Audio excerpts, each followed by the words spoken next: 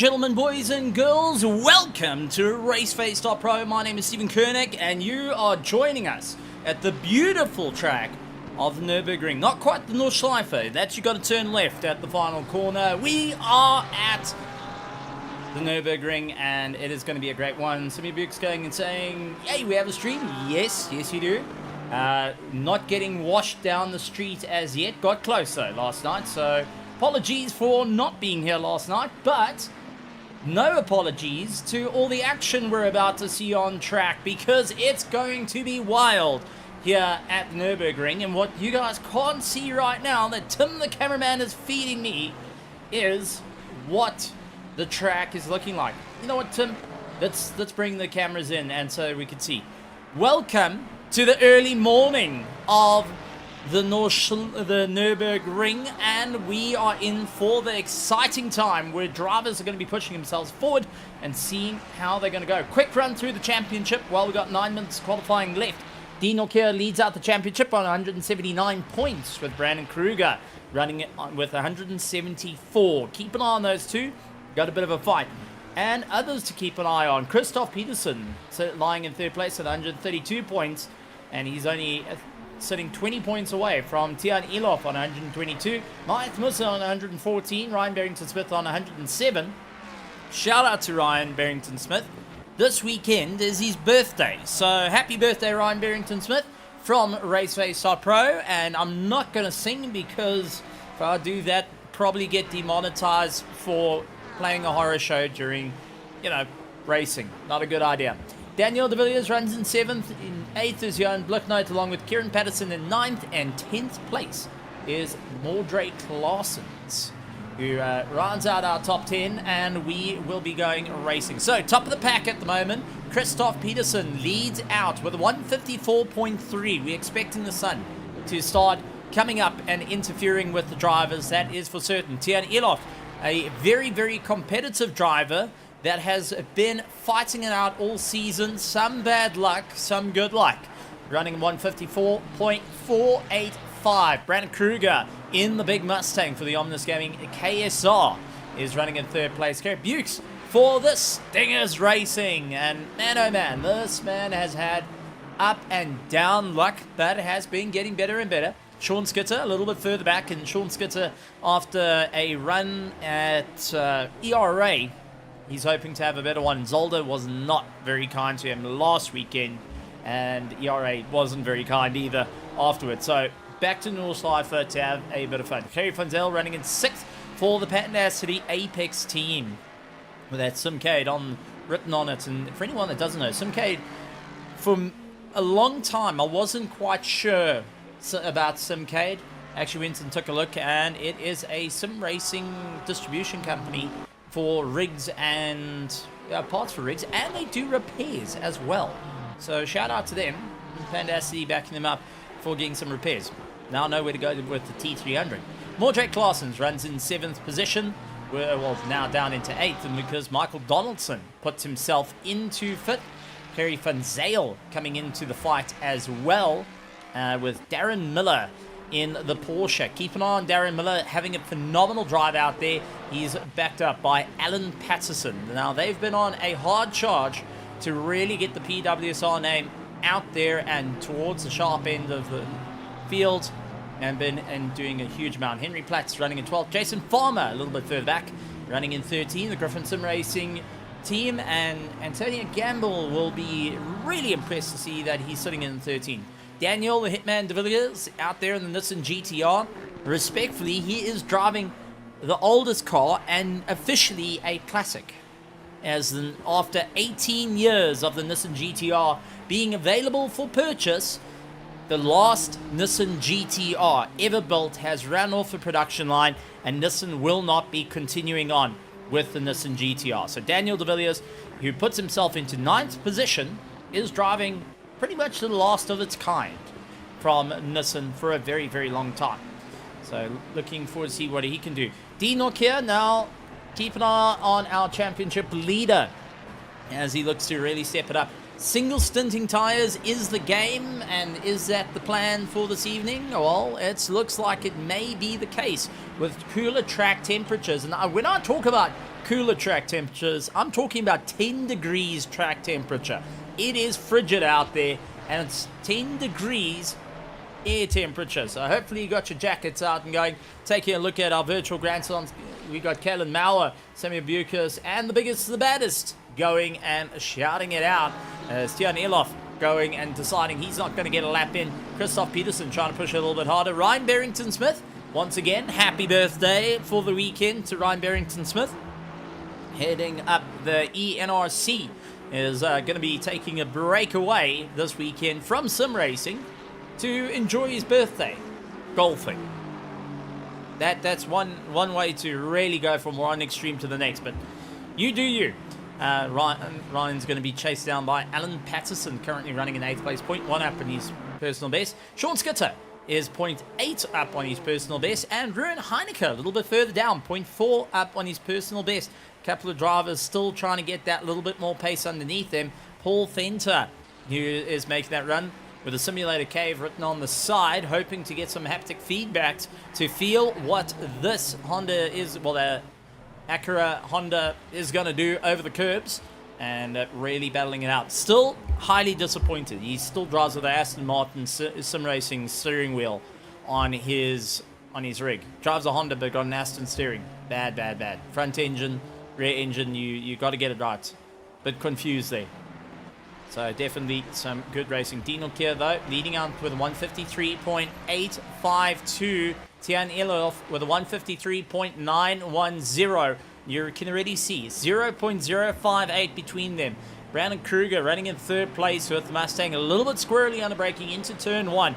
Very hard braking zone. You've got to really keep your eye on the markers. And as the sun comes up, it starts becoming rather blind, and especially with lights as well, off the start of the race in your mirrors, that's going to make you really start looking around to see where things are.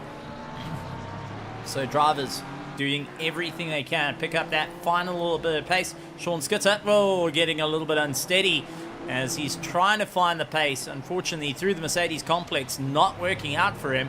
And now just trying to keep it all together for the rest of the circuit. Brandon Kruger 0.1 up on his personal best. So is Daniel de Villiers. Darren Miller a little bit further down, 0.5 up on his personal best. Really putting the hammer down, seeing where he can get any little bit of momentum. Ruben Heineke in 18th, 0.3 up. Tiana Spuerta 0.2 up on his personal. And Conor Bergstrom trying to get some pace underneath him, as well as Nico Zafaris puts in his personal best of 155.3, lying in 16th position, trying to get into that top 15, and not an easy one, because at the cusp of it is Darren Miller, who is trying to keep ahead. He's 0.3 of a second up, trying to get a little bit closer to Mahayath Musa in the Project Vapor BMW M4. I've got to say, still keeping in with those BMWs. It's great to see the Project Vapor team have been working rather consistent on a few cars. The BMW and the Ferrari, like Andre Sorodio currently is using in 23rd position. So Dean Nokia out in 1st place, trying to improve his times. 153.852. Elof, unfortunately, not able to get a better time. Brandon Kruger will have to wait a little bit longer. Kira Bukes currently 0.1 up on his personal best, but just losing it out, coming out of the Mercedes complex, not able to get that drive that was necessary to pull his way back through the order. Darren Miller running in 9th position, who is currently 0.2, 0.1 and zeroed out. So unfortunately losing a little bit of time into the braking zone as he stands on the anchors to just try and get this Porsche turned around and get back onto the running order. Drivers really seeing where it's all going to work for them, as with the Stingers Racing. Kerry Bukes absolutely giving it his all, going right around, trying to get every bit of momentum possible, really running that Mustang to the fringes of the circuit and hoping that he can keep this 0.1 up on his personal best, possibly to get himself into the top 5. He has to be to 154.32, and his last time was 154.370, and that unfortunately going over the curb a little bit too far takes him away from going for that spot. He's going to have to wait it out with 54 seconds left. If you don't get across the line now, you will be going and having to just settle into the position that you are. Mordrake Claessen's trying to take his charge up towards the chicanes, as we've got the likes of Dean O'Keefe utilizing a little bit of toe down the straight and across the line, a 153.820 to extend his gap a little bit over Tian Elof, and not by much, 0.090. Brandon Kruger running in third place will be really desperately clawing to try and get some time back. Drops the wheel out though. Unfortunately, that's not going to work out in his favor. As he comes across the line, he will get one more lap. 10 seconds to go in it. And we see here Bukes, who's also just giving it everything he's got to try and pick up the pace. Henry Platt currently 0.1 up. Michael Donaldson 0.1 up. Does Daniel De Villiers, Tienes Buerta, Gerry van Zale, Nico Savaris all going and coming across the line. Unable to improve their times. Myeth Musa 0.3 up on his personal best. May have an opportunity here to really wring the neck of this BMW to ensure he stays in for the fight. Heading up towards our chicane. The BMW is absolutely superb in munching those curbs. In through the NGK chicane. Left, or right, left, right, and a deep right-hand hairpin to just try and carry the momentum through. And across the line, 0.5 of a second faster over his personal best and jumps him up into 7th. What a jump for him. Mordrake Claessen's 0.1 up. Christoph Peterson currently lying 0.2 up on his personal best and still picking up the pace. Has a proper chance to move his way through the order. It's going to be close though. 0.3 is going to really have to wring the neck of the car to get into the top 3. The time to beat is a 154.032 that Brandon Kruger set with Christoph Peterson 0.3 up. It may be right on the cusp of it to go and shoot past his own teammates and take the fight to Brandon Kruger. 0.4, he may have done it. Comes across the line, puts himself into second place ahead of Tian Elof. Kruger will come across the line. He will be kicking himself, lying second on the second row. So man, oh man, folks, we are in for a wild ride. And taking a look, glad to be back. Glad to see that the support is still in for all our amazing drivers. My death was greatly exaggerated. Well, nearly got, as much as a river would take. That being said, we are in for a huge race here tonight. And this is round 5. And we have got very little races left in the championship.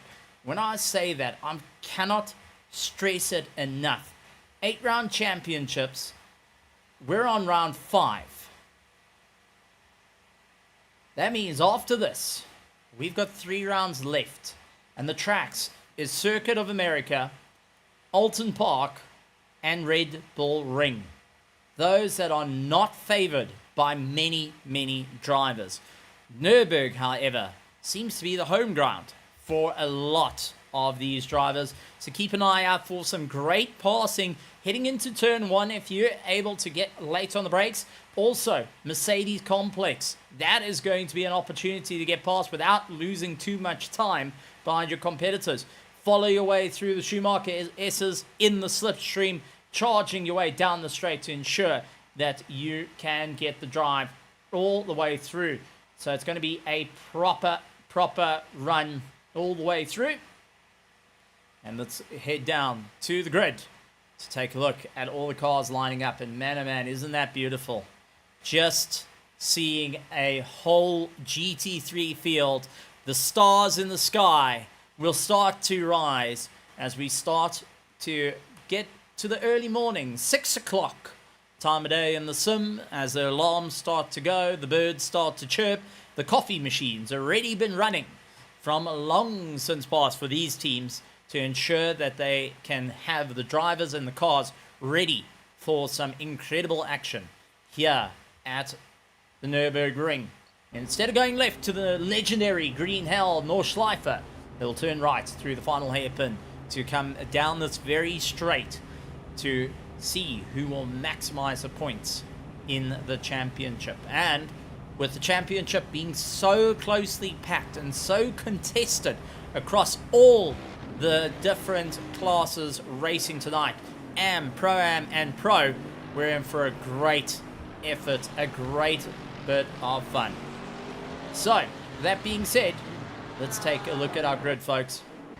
For the RaceFace.Pro GT3 Championship Round 5, we have got Dean O'Keefe running out in first place, Christoph Peterson in second place, our international driver looking to take the fight to the South Africans. Tyre will be starting first of the second row with Brandon Kruger second in the championship, might I add, and will be fighting it out. Sean Skitter running in 5th with Kerry Bukes in 6th, Mahath Musa in 7th, Mordred Claessens in 8th, Ryan Barrington-Smith runs in 9th with Henry Platt in 10th. Darren Miller will line up with his teammate. Very few times we get to see these two lining up together on the circuit, and two teammates have been with each other since Noah's Ark ran aground, that is for certain. Will get to duke it out with their team captain, Alan Patterson, running in 13th. Paul Fenter will be running from 14th position. Michael Donaldson will square up against Tianas Buerta. The two orgs going and fighting out, Pandasti and the likes of Omnius Gaming. Not only in FPS and MMOs, they're going to fight out in sim racing yet again. And they've got Kerry Van Sale and Jason Farmer from the Griffin Sim Racing team. Jason Farmer actually been going and trying different sims. LMU has been the latest one he's been enjoying. Nico Safaris in 19th, Ruben Heineke in 20th. 21st, Connor Bergstrom with Chris Wall, all the way out from the UK. Incredible commentator out on ERA, and he's going and having a bit of fun in the Lamborghini. Andre Sorodio and Johan Bluchnote will be rounding out our pack. Fun fact about Chris Wall, actually drove a Mercedes, hated it, stopped racing the Mercedes to be in the commentary box because he found that more fun than driving the Mercedes. Different to his teammate running in second place, different opinion, but Christoph Peterson switching away from the Honda to the Merc has been a bit of a difficult one. When I had a chat to him, he said it's a hit or miss at this point. Dean O'Keefe hoping to really push himself forward and is wanting to be one of the top South African sim racers out here in South Africa and heading into the world. Well, he's got some top talent that will be chasing him down. Christoph Peterson, and as we saw, Tian Elof not afraid to stick his nose in for the fight. He's got Brandon Kruger running right next to him as they will go ruck shots all the way through, heading towards the NGK chicane. This is where drivers will start to get a bit of heat into their tires and also into their brakes. At quick acceleration, stand on the anchors, get as much heat cycling through those brakes into the rims, into the carcasses of the tire. A quick left and right to create a bit of friction, and now they will start going around the final hairpin of it all. Dean O'Keefe will set the pace, 70 kilometers an hour, will have the advantage of the inside line, but will he get squashed into that apex by the entire field? We're about to find out as they make their way down. Christoph Peterson lining himself up. Second place, Brandon Kruger and Tian Elof, our championship in the top 4. And away we go. 1 hour and 20 minutes worth of racing. 2 mandatory pit stops for round 5. And what a send we saw just in shot of Ryan Barrington-Smith trying to get the run. Dean O'Keefe gets a fantastic launch off a line. He'll have to deal with Christoph Peterson. Brandon Kruger making quick work of him. And now looks around the outside. Cuts back underneath Dean as he tries to fight back. We do have a little bit of contact around though. And it does look like Ryan Barrington-Smith was one that got caught out. Ruben Heineke got caught out as well in a bit of a scuffle on the way through. Tian Elof getting a little bit of contact as well, trying to defend against Mordred Claessens and not able to move across the line. They got to be well careful of your competitors. Mordred Claessens going to keep an eye on Mahath Musa, who fights out with Darren Miller. Clean pass between the two of them. And now it's just a run all the way through. So, with knowledge of Dean O'Keefe running a single set of tires, that is what he's been saying the entire round from round 1. Let's see if it's going to work out for him as all the drivers make their way through. 11 degrees, these tires are cold, the drivers are cold, and they're trying to figure out what's going to work for them. Elof looking all over the back of Sean Skitter, looks left, looks right, can't find a way past. We'll have to wait out. Sean Skitter allowing that little bit of a gap to Christoph Peterson. Mordred Claessen's closing up that gap as well. Daniel De Villiers dealing with Michael Donaldson. These two have practiced lots with one another in the past, and now they're going to square it up with one another in a huge fight. De Villiers going late on the brakes just to try and keep ahead of Donaldson in the Ferrari. Kerry Bucher's dealing with Paul Venter, who now pulling into the pit, so Paul Venter will get on by. Bucher's, Alan Patterson, Kerry Fontel, and Tienes Buerta going and landing up, pulling into the pit. So let's quickly take a look at some of the incidents that happened. This is the number 69 car of Ruben Heineke. And quickly go to our helicam to see what exactly happened heading into turn 1. I've got a funny feeling there was a bit of a scuffle as late on the anchors. Oh, Chris Wall into the back of Ruben Heineke. No problem there. Sorodio nearly going into the back of a few cars as well on his start of the race. Let's quickly take a look to the 118, and this is Kerry Van Sale in the Mustang, trying to make his way through. I think also the Constantino effect coming into play, and he landed up having a little nudge. Oh, that was Kerry Bucher's from the Stinger Racing that got turned up ahead and created the whole effect to come into play. So not losing too much time, but definitely sustaining a fair amount of damage, completing their first pit stop though, might I add, to continue on the race. So this may be an opportunity that's come into play. Get that first stop done and dusted, concentrate on going as the track warms up. You will be able to look towards changing your tires that little bit more instead of taking away from you. Tian Elof not getting a runaway from Mordred Claessen as 5th and 6th battle rages on. Nico Safaris, a karter that races in the Rock Championships, dealing with the likes of Andre Sorodio, and Jason Farmer has got Jan Blucknote, who is giving chase, getting a little bit unsteady on the acceleration though, having to just keep an eye out on that fight. Nonetheless, as we do see Jason Farmer looking around the inside, and unfortunately that has just compromised him big time for Blucknote to get on by. He tried to have a look on Sorodio, but dives into the pits, opting that that's going to be the right thing to do here. Donaldson and De Villiers nose to tail, and both putting a bit of pressure on one another. Under braking, that Nissan GTR very, very hard on the brakes to just get it turned round, and Donaldson trying to utilize the nimble Ferrari 296 to get it to all work out. They got Paul Venter making up a tremendous amount of drive onto the back of him. Late on the anchors, couldn't quite get the momentum as yet, as De Villiers will try and stretch his legs a little bit more here. Paul Venter now in the slipstream will have a bit of a run. So Tian Elof, Jason Farmer all pulling into the pits as well to complete their stops, as we see more and more drivers going for an earlier pit stop in the first 5 minutes of the race, might I add, to try and get it done and dusted. Fastest person on track currently is Christoph Peterson, running in 3rd place, 1:54.890 being his quickest lap time. Well, he's going to have to work pretty hard to catch up to Dean Orkier and Brandon Kruger, who are 1.3 and 2 seconds ahead of him. Dean Orkier, fortunately, down the order, will have to just concentrate on saving those tires. We know the strategy, but can he make it work for him? That's the question, as De Villiers going defensive yet again. Donaldson getting quite aggressive on his attacks, showing his nose, showing the intent. Oh, contact between the two. Oh, no. And that also had collateral for the likes of Paul Venter. Donaldson tried to go underneath the likes. Oh man, that is not. Oh, that was unfortunate. Let's quickly go to Helicam and take a look. So De Villiers putting up a bit of a fight, a bit of a rough shot to try and do everything he can. Sees the likes of Donaldson. Oh, the understeer. The understeer going and catching the rear of the car. And that's that. And it does look like we have seen the retirement of... No, that... Oh, man, that's depressing. It looks like we may have just had the retirement of Daniel de Villiers after that contact during the race. Oh, man, that's heartbreaking. That is genuinely heartbreaking.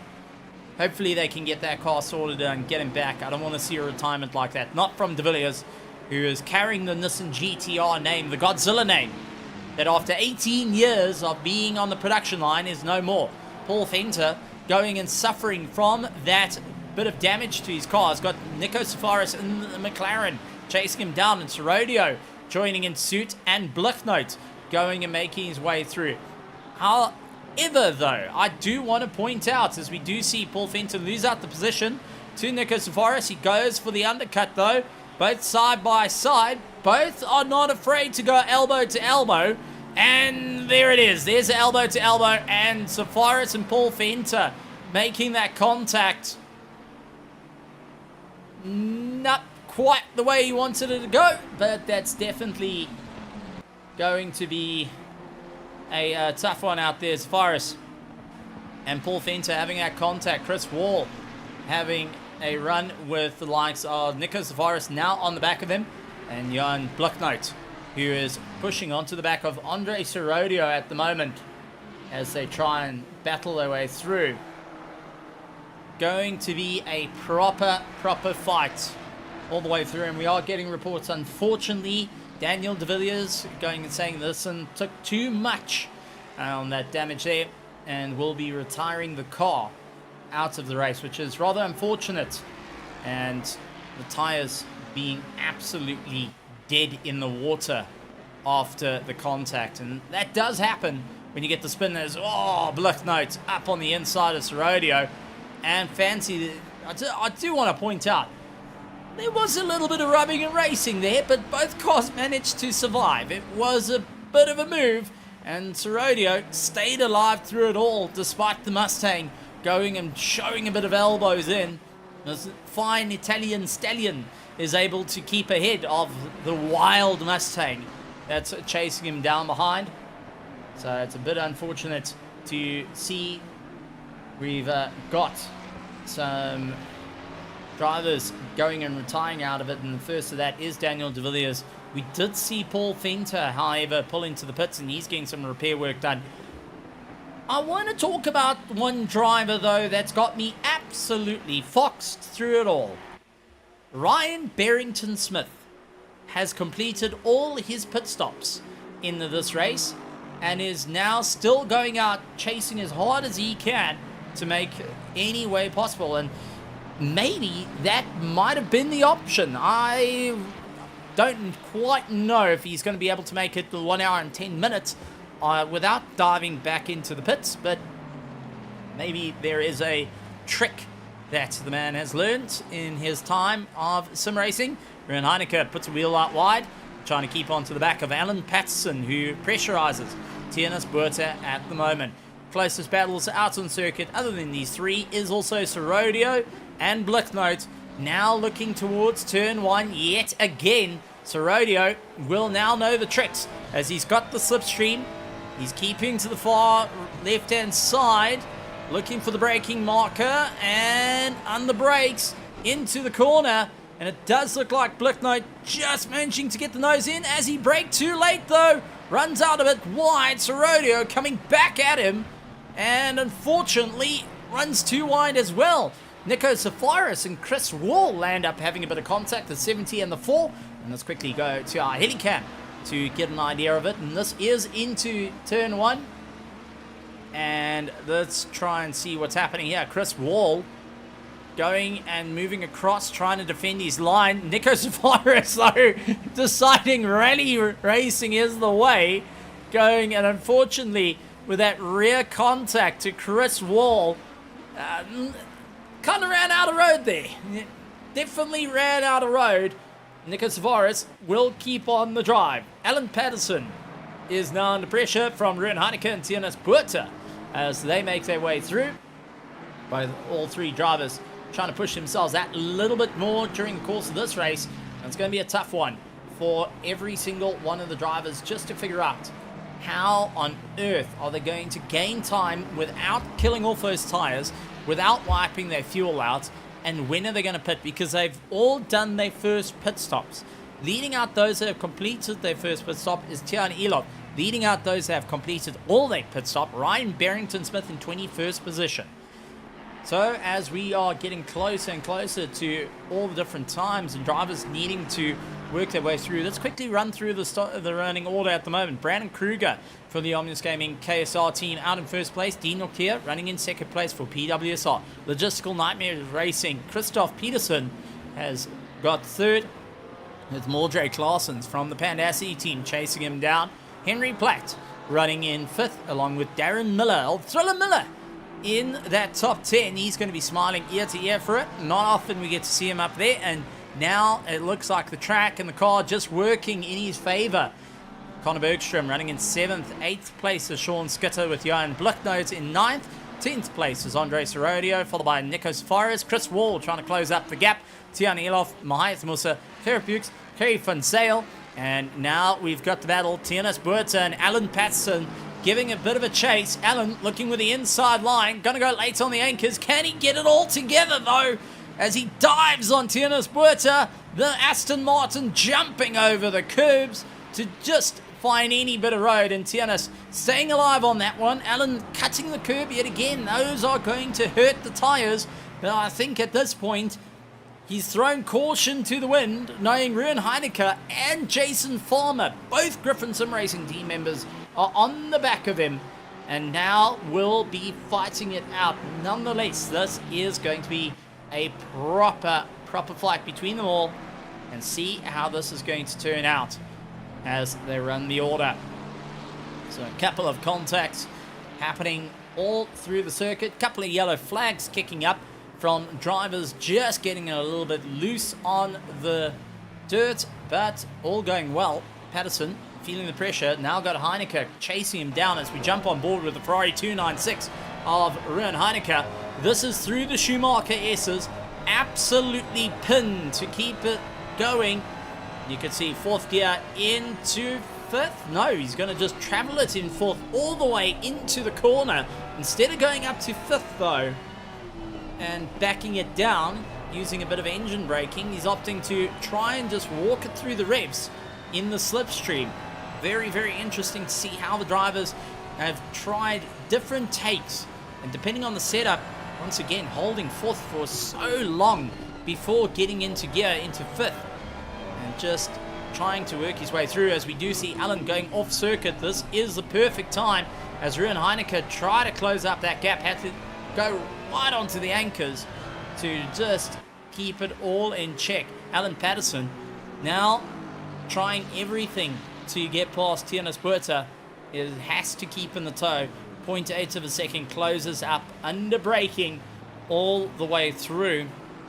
So some great racing out there. No one person that's going to be quite happy is Connor Bergstrom, finally catching up onto the back of Darren Miller as Thriller Miller in the Porsche 992 GT3R making his way through, mounting the curbs like there is no tomorrow. Usually that is a Porsche no-no, and Darren Miller is doing everything he can to get away from the Mustang of Connor Bergstrom, who is just constantly hounding the back of him. Tianis Buerta feeling the pressure yet again from Alan Patterson, and now Ruan Heineke with his own teammate having a look around, trying to sniff for a way past. Maybe the bit of team direction there is go fight, duke it out, do whatever you need to ensure you climb up the order. There's no multi-21, I don't think, coming between those two drivers, considering the points. The light is starting to shine as we do see the track starting to become a little bit more visible. Track temperature is picking up ever so slightly, and the drivers will be so thankful for that at this current time, because braking markers become so much more visible. You start going, oh, this feels like the same track that I have done laps and laps and laps and laps and hours around. Not often we get to race in the dark. Not often we get to race in the rain. So when it does happen, it tends to throw a few drivers off. Jason Farmer getting past Ruin Heineke, who gets very squirrely. And that was a little bit of a shaky one for Ruin Heineke. Let's quickly go and take a look on board with him as he was watching the battle. And this is up to the NGK chicane. And it's a little bit further up ahead. So goes out a little bit wide, brings it back to the inside line. Hard on the brakes. Tries to bring it back. Oh, outbraked himself over the curb into the dirt. Trying to bring himself all the way back in front of his teammate and nearly gets a snap oversteer just to throw him into the weeds as well. So he can be quite thankful for that quick reaction time to grab hold of the Ferrari and say, nope, you got to come back with me here. And we have still got a race ahead. For Jason Farmer, though, he's going to be more than smiling on that running, not worrying about too much of his fight. So we are getting reports. The 42, Paul Fenter in the wall. No, no, no. The Paul Fenter. The Honda curse stays with Paul Fenter at this moment. Trying to make his way through. All looking okay. Where did it go wrong for old Mr. Fenter? Underbraking, slings the car in. Ah, just upsets the rear, spikes it. If he went a little bit further and the road was open, he would be doing the 24-hour circuit. But unfortunately, not to be the case. He's able to get up and going. But remember, he's come out to the pits with repair work done to his car. And after catching the wall there, I think he is going and definitely having a few words being said under that helmet. Darren Miller, who is trying to keep going. Just want to take a look. Darren Miller actually disappearing off our screens. What on earth happened to Darren Miller?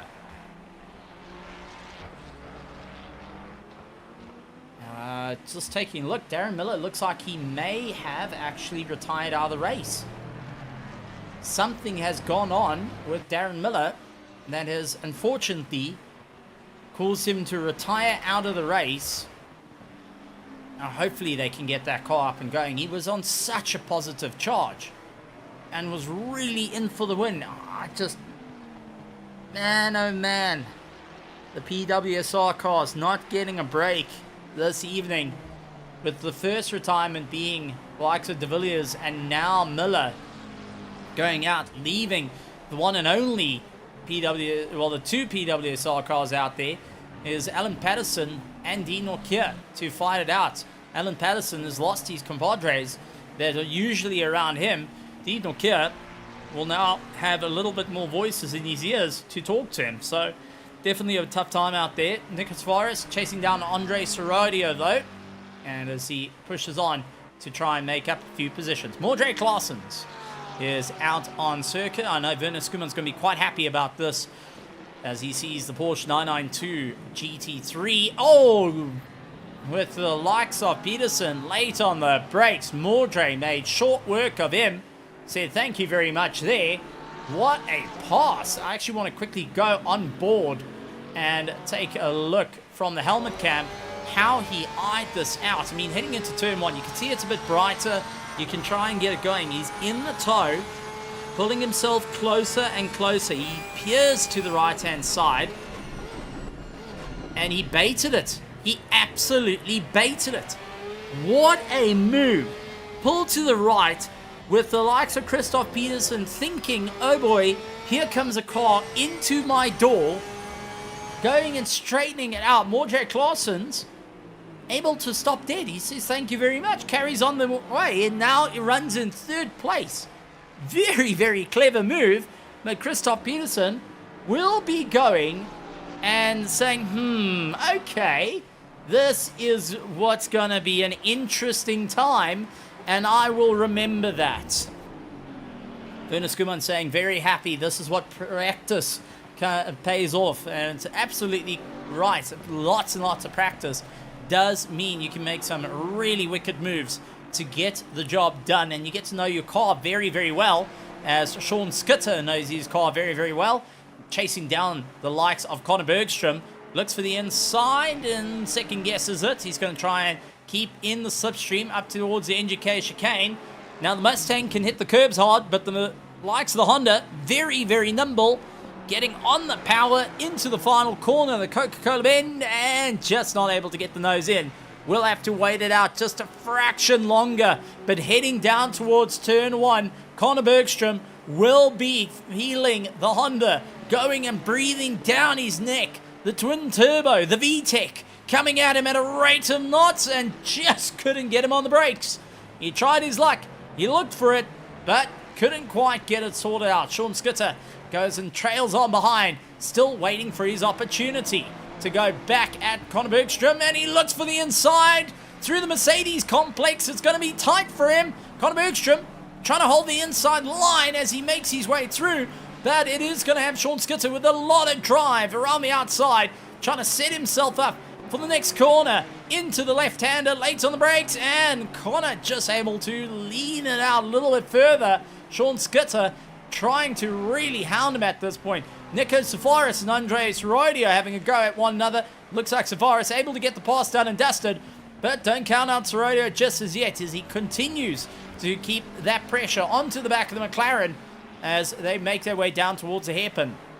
So we just seen our cars come out through the hairpin, and we did see Jan Blicknote, who's seeing this battle a little bit further up ahead, trying to make his way around.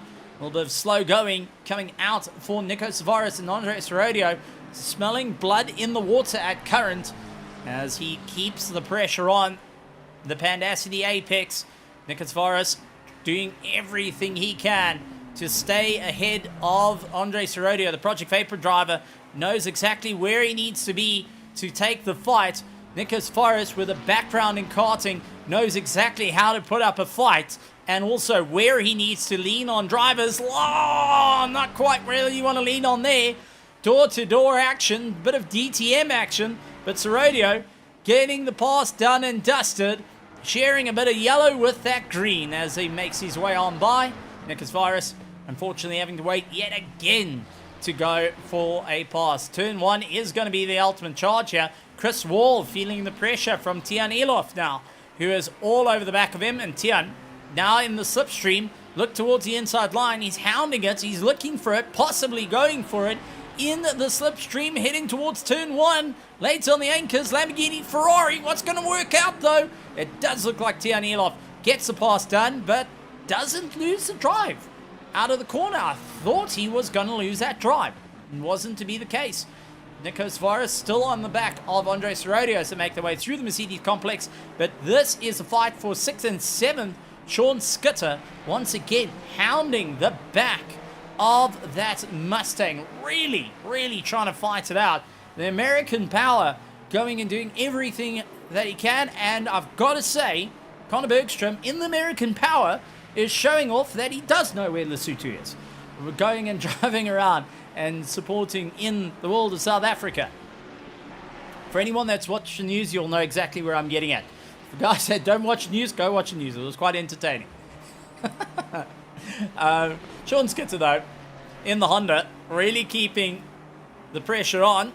Going to be fighting it out, trading blow for blow at this moment. And what is the concern is the Honda over time does not like to be in dirty air. It does not like to get too hot, and it will start to have those tires trailing off at a rate of knots. So he's going to have to either make a pass or just give a little bit of breathing room for everything to cool down, because as they're in the slipstream, all that hot air coming off the back of the Mustang is going over the front of Sean Skitter's car, and now going and just filling up the brake ducts. It means the brakes are getting warmer, that brake fade starts to kick in, braking later becomes a bit harder, and cooling down the tires as the pressure starts to climb.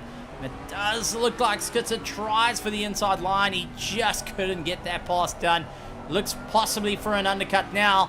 Heading through the Mercedes complex. We've seen him go for it once, twice, and this will be third against Connor Bergstrom. A little bit of elbow-to-elbow contact there. Bit of MMA fighting and also running out of room. Connor Bergstrom going and walking the likes of Sean Skitter to the fringes of the circuit to stay in for the fight. Nonetheless, as they carry on the battle, I mean, this is absolutely fantastic. But we've got to talk about the point here, as Johan Blicknote is making up monster ground. But yellow flags being waved for Chris Wall. Oh no! Our UK driver coming all the way over to support the series and also being part of the fun, landing up in the wall. What happened to the Lamborghini driver? All turned in. Oh man, there was just a magnet. That was just a magnet. There was no way of describing it other than it looked like he got hooked on a Scalextric track and pulled him in towards the wall at low RPM on the power. Oh man, that is just absolutely heartbreaking. Nico Tavares trying to cause a little bit of a moment for Andre Serradio, who was not going to take that.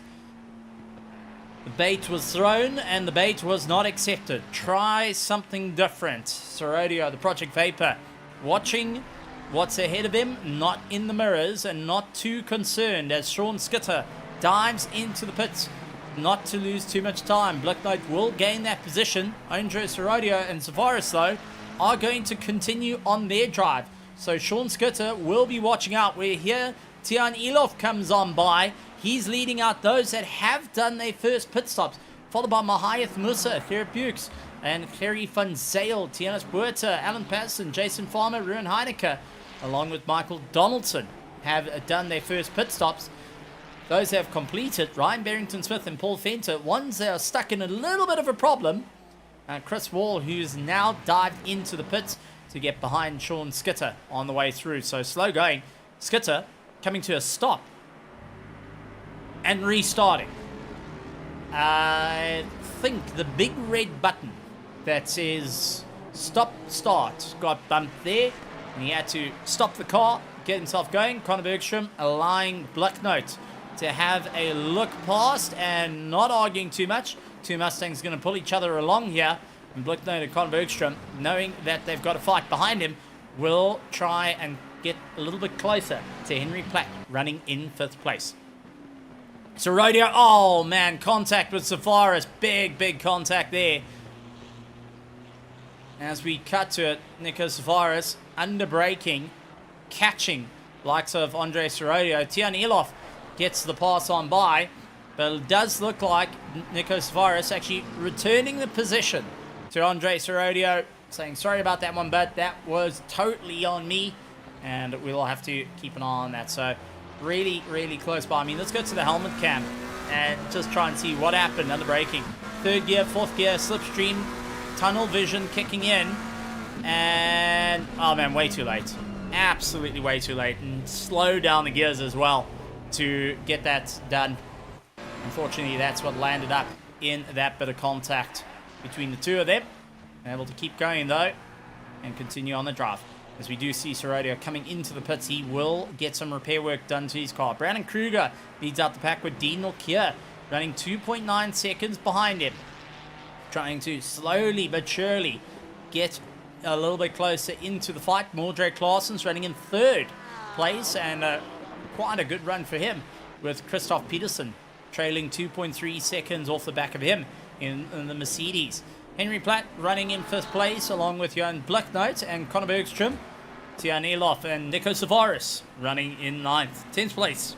And those that are chasing down, who need to go, Mahayath Musa, 2nd of those have pitted and is in the top 10 with the BMW M4. And I've got to say, the only BMW M4 in the entirety of this class. Many moving over to the Ford, as they feel it's a far better option with all the power that the BMW has, and is able to attack the corners. Well, it tends to work out in their favor. But Mahayath Musa, a die-hard BMW fan, will not be deterred. He will continue the badge all the way through. Tianus Buerta dealing with Alan Patterson, who is now into the 13th position and is trying to make his way on by, doing everything possible to try and close up that gap late on the anchors. And they're opening up to Jason Farmer. Sean Skitter runs in 15th. 16th is Ruan Heineke with Andre Serradio. Back out after his first pit stop. Ryan Barrington-Smith a little bit further down, though, in 18th position, with Chris Wall in 19th. That still needs to do their second stop. I've got to say, this is a very interesting run for Ryan Barrington-Smith. He has an opportunity to really make some headway here in the race. And during the course of it, it's going to be a tough time for him out there. So we look forward to seeing how it's going to work out. But at least with a bit of daylight coming through the clouds, and at the beautiful Nürburgring circuit, you can see the sunrise and the clouds coming overhead. It's 12 degrees. It's it's 37 minutes past 6 in the morning. We're 48 minutes left of the race, 31 minutes into this race, and so far nearly half the field have already done their first pit stop. We're missing a couple of others like Nico Safaris, Conor Bergstrom, Johan Blicknote, Henry Platt, Christoph Peterson, Mordred Claessens, Dean Norkier, and Brandon Kruger, who set the fastest lap time of the race at 1:53.665, will be going to make his way through. Kerry Bukes, though, running in 11th position, 1.3 seconds behind Mahath Musa, slowly but surely getting a little bit of a climb to stay in for the fight, with the likes of Tinas Buerta, who is still in a huge battle with Alan Patterson and Jason Farmer, constantly nipping at the heels of them as well. The Griffin Sim Racing onto the back of the PWSR, onto the back of the Pandasity Infiltrate. Man, oh man, can they make... I'm glad that PWSR is a shortened one, because it's the Patterson Works Sim Racing that is the full name, along with the Griffin Sim Racing and the Pandasity Infiltrate. Big long names. Easy one. Panda, PWSR, Griffin. Done. Sorted. Great racing. Jason Farmer keeps up the amazing battle, though, as he tries to keep the pressure on Alan Patterson all the way through on this. And they do have Ruin Heineke closing up on the back of them as well, as they try and make their way through this little bit of a nightmare section, because now you've got the track warming up. Your tire pressures won't be 100% correct. It's all starting to get a little bit snotty out there, where you're just not getting the grip that you would like underneath you, but you still got sufficient to keep going. How does pit stop work, though? You have to at least put 1 liter of fuel in the car, drop down and go. You don't have to change tires. Nico Safaris going and making his way around, losing out to Karapukes and Mahath Musa on that run, so definitely getting caught up. Let's take a look, possibly out-braking himself. So he was in a little bit of no man's land, coming on by, heading into turn 1, hard on the anchors, and the McLaren deciding it wants to go foraging. There's no other way of describing it. Lost out that drive, goes out wide, and next thing, here comes the BMW and the Mustang getting on by and saying thank you very much. The Nico a little bit further down the order than he planned, as we take a look at Alan Patterson jumping on board with him. Actually, you can see in the mirror, that sense mirror, you've got the likes of Jason Farmer closing up the gap, as Patterson 0.5 of a second trying desperately to stay on the back of Tinas Buerta, who is, well, showing off the writing underneath the rear wing of the car. And that's how close these drivers are actually to one another. The dare to the bamboozle is a play on words for the likes of the Pandassi team, with a big angry panda on the side. And Alan Patterson getting a little bit squirrely, fighting the car out, just trying to keep it all in check.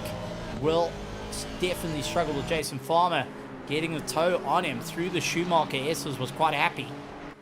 Now into the NGK chicane, Nico Safaris pulls into the pit, so he's getting his tyres changed out, possibly. I would think. I don't think he's got too much left in it after some very aggressive racing, some close moments, and also slides, taking a lot of life out of them. Karapukes late on the brakes, catches up to Mahath Musa into turn 1, not able to get that past out of Dusters yet. As the drivers really push on, trying to close up the gaps at a rate of knots right now, each really doing whatever's possible to stay in for the fight. And we'll have to keep an eye on our drivers really battling it out. Who's going to be able to close up the gap, though? That is the question. As they make their way on by, everyone trying to move that little bit forward.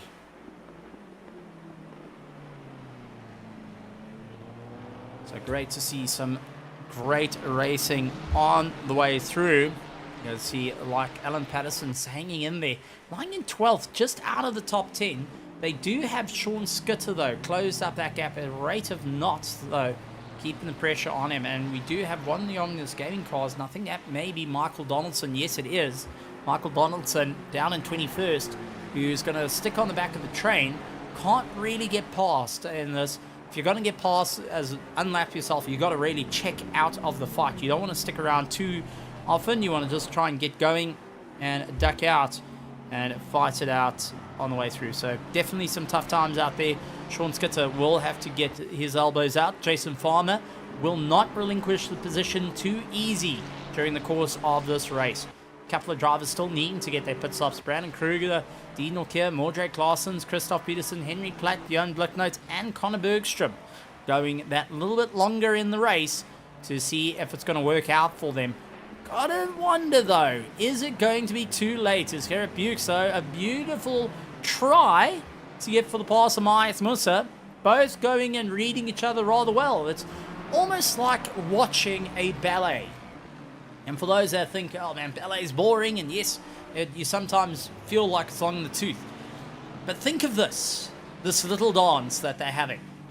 Let's take a look at Tianis Puerta as he makes his way around, keeping it wide, shallow lines, feathering the throttle as we do see a quick comeback from Alan Patterson. Side by side they go, constantly keeping to each other's doors, reading each other's moves, not stepping onto the toes of one another, till eventually one will take the lead and the other will follow.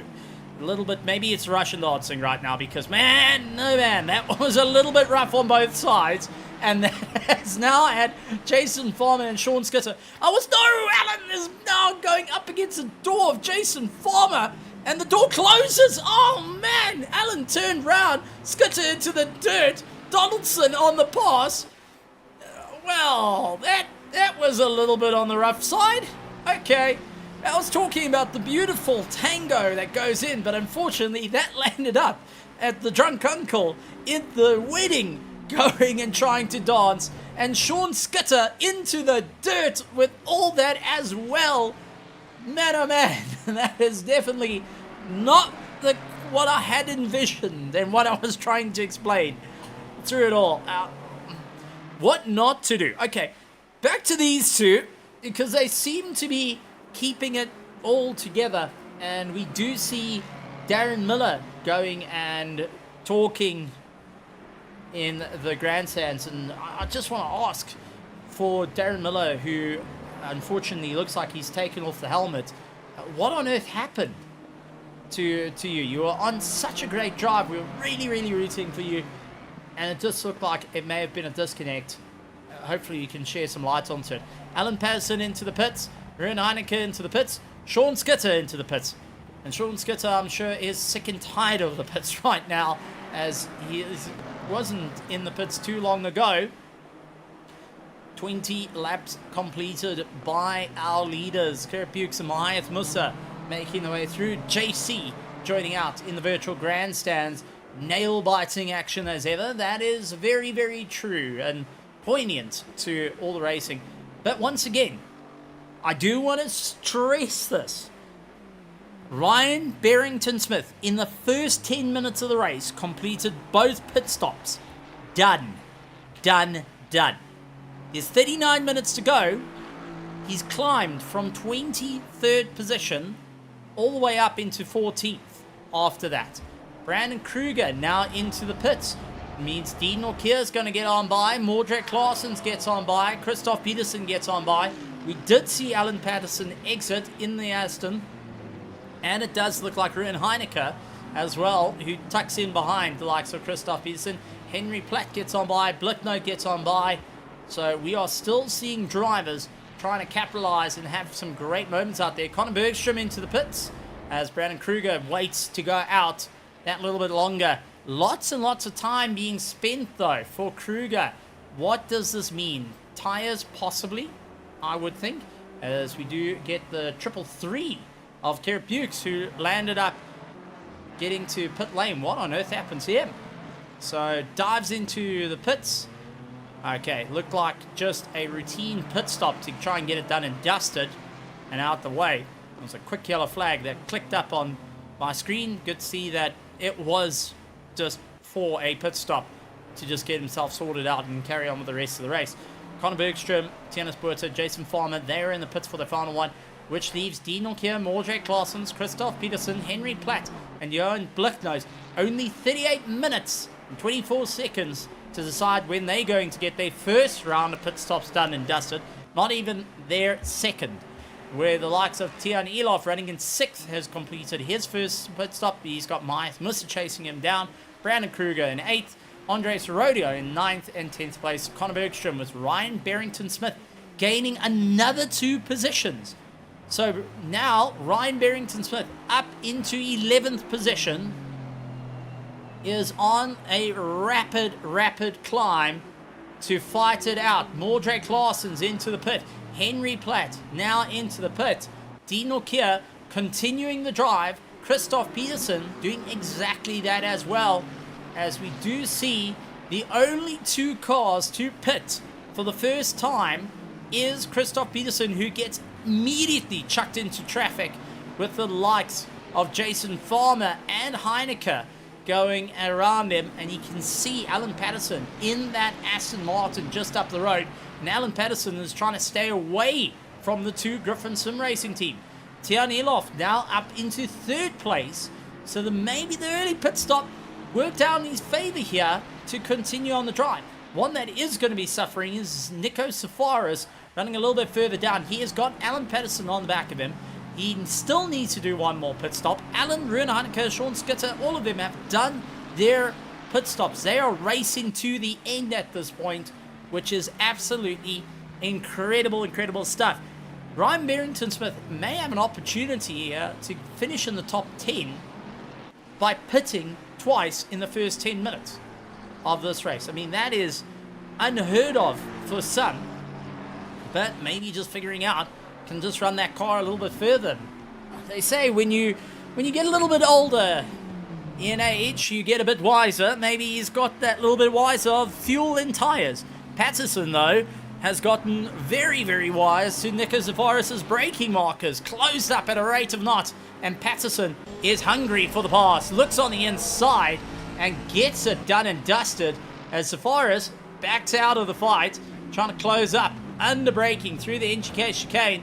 The McLaren will have the advantage down the main straight on Alan Patterson. He's not going into the box, so he's going to give it everything he's got right the way through. Kerr Bukes all over the back of Matthias Musser as they try and continue their fight on this race. I mean, there is some incredible racing going on. Alan Patterson pulls away and drops Nico Zavaris like a bad habit heading into turn 1, and that's just fed him into Jason Farmer. And you could see the likes of Christoph Peterson, who's still just maintaining his drive between this fight on the way through. So definitely a tough time out on the circuit for our drivers as they continue on the charge right here at RaceFace.Pro.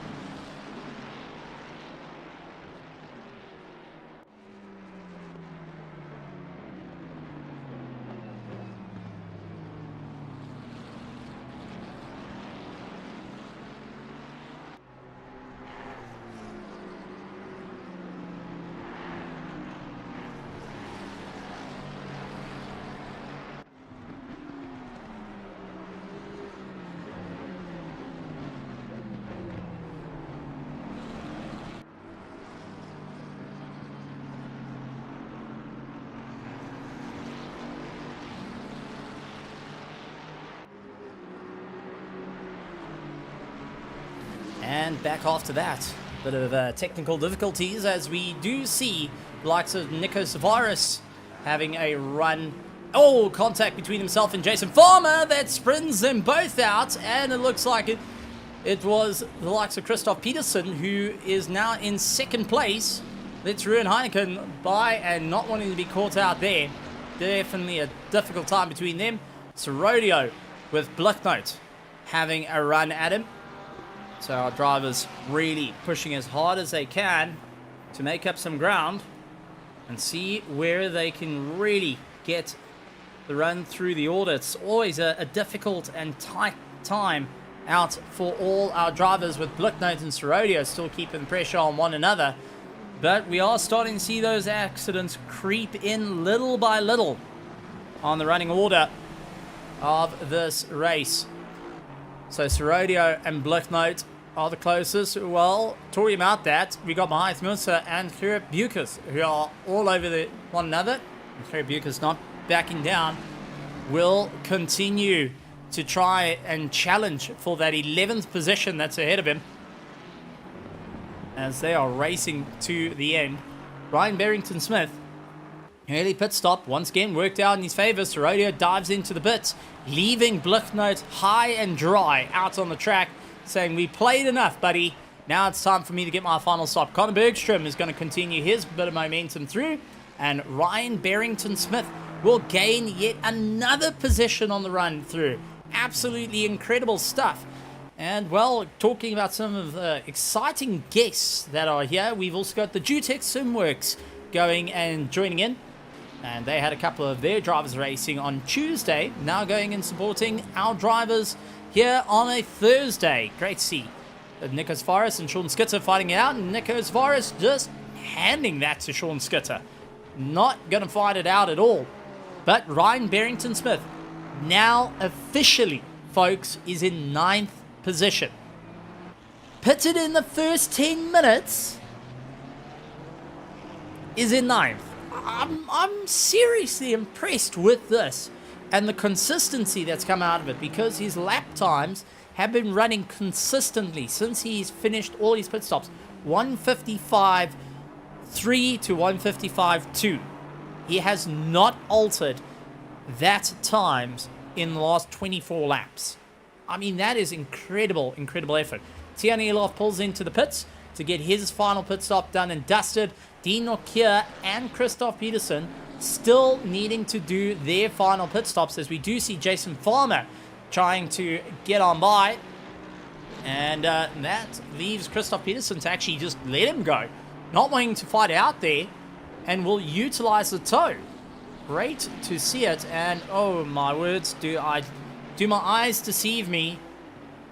We have had a retirement, and that looks like it might have been Nico Zaferis out of the race, who's retired the car. Oh man, that is gut-wrenching. Ruben Heineke, Jason Farmer keeping the pressure on one another. Rodeo and Gerry van Zyl, along with Mahath Musa and Gerry Bukas, all chasing each other down on the way through. So some proper late dives, late fighting. 30 minutes to go in this race though, and it's all on the line as Gerry Bukas keeps the pressure on Mahath Musa, heading down towards the line. Mahath Musa just having that little bit of straight line over the Mustang, but not for long though. Claret trying to look on the brakes, couldn't get it sorted out, but desperately the Stinger Racing is not backing out of the fight. The Project Vapor having to work a little bit harder than planned. So Dean Mulcair and Christoph Peterson are once again doing yet another lap. When are they going to get in the pits? 30 minutes in this running order, and that is starting to hurt them in this race. How far up the road they're going to go as they battle their way through. Incredible racing.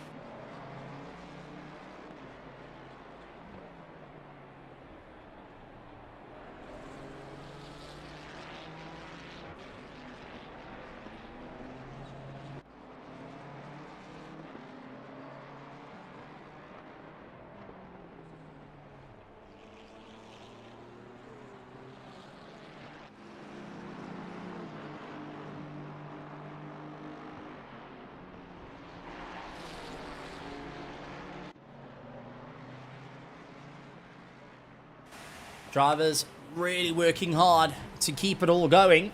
And Dean Nokia leading out the race though. But an interesting one they're both, him and Christoph, opting to do. Christoph utilizing a slipstream from the likes of 18th position, Sean Skitter in the Honda, pulling him along, and just not wanting to fight it out too much in the tow as they make their way through. Matthias Musa once again losing out a bit of ground through NGK chicane, has Matthias Musa and Gerrit Bukes going and closing up at a rate of knots. Gerrit looking possibly for a late lunge dive to get it done and dusted. Unfortunately, not to be the case. Once again, just not having the brakes to slow the car down. And Matthias Musa just traveling that little bit further on through the running order. So definitely a tough race through. And Matthias Musa dealing with Gerrit Bukes at the moment as they battle it out. So constantly some great racing on track. And drivers really going and making their way through.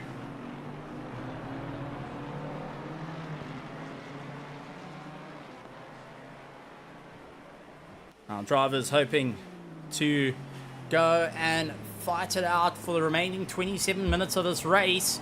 And Gerrit Bukes still not having the momentum. Andre Sorodio dealing with Kerry van Zyl at this point, with the likes of Ruud Heineke and Jason Farmer. Those are our closest battles currently out on circuit with one another. Everyone else is split up roughly about 2.5 seconds apart plus, and that is just allowing them to go, as we do have Chris Wall and Brandon Kruger having a bit of a blow with one another into turn 1 by the looks of it.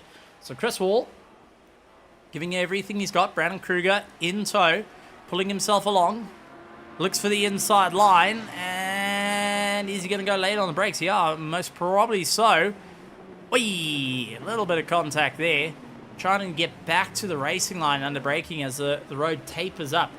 And Chris Wall getting caught out. So, I mean, this is still some great action on the way through. Sean Skitter close up to Jason Farmer and Ruud Heineke. The two Griffin Sim Racing team members are now going to be dealing with one another. And once again, Gerrit under brakes, trying desperately to get onto the back of Matthias Musa, who I do want to point out has closed up on Ryan Barrington-Smith. So we know Dean Norkier's plan at the moment throughout every race, not wanting to change tyres. His goal, never change tyres, run it to the end.